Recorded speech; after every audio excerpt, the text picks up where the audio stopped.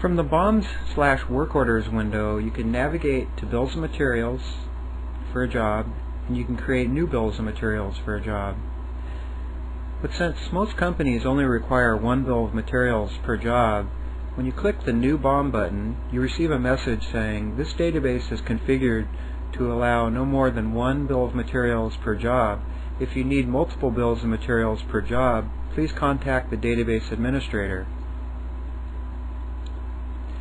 And then by making a simple change in the Create Bill of Materials script, it will allow for multiple bills of materials to be created for one job.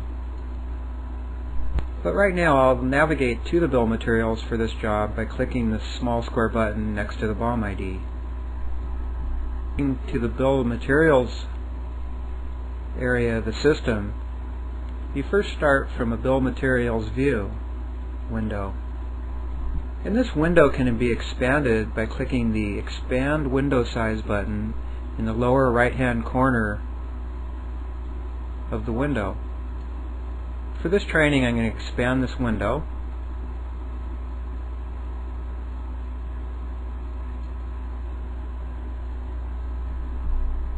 And this makes for a much nicer view of all your bills of materials records.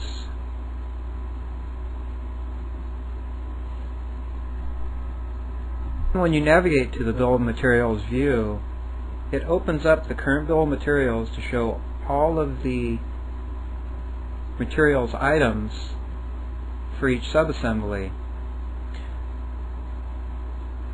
You can hide the materials items for each subassembly by clicking on the subassembly heading. So for instance, I just hit all of the vitamin ingredients, and now I'll hide all the sugar ingredients.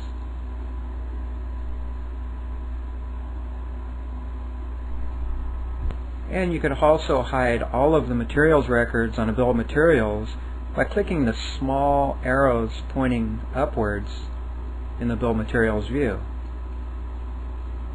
So I'll now click that button, and you'll see all you show now is the subassembly headings. And then likewise you can click on the small arrows pointing downward to expand all of the subassemblies.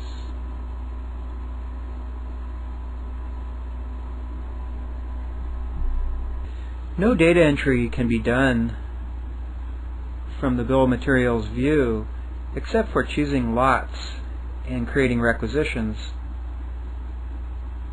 for bill of materials records. But we'll go into more details about choosing lots and creating requisitions in another training movie. The bill of materials view shows the quantity used for the inventory items on a bill of materials, which is the quantity needed to manufacture the product times the run quantity. And then it also shows the quantity on hand from the inventory module for the quantity on hand, done quantity on hand, and in process quantity on hand. To do data entry on a bill of materials to change the quantity needed to manufacture a product or to add additional materials items, you would go to the BOM build view, which is a matching set of data to the bill of materials view, except this window allows for data entry into the fields.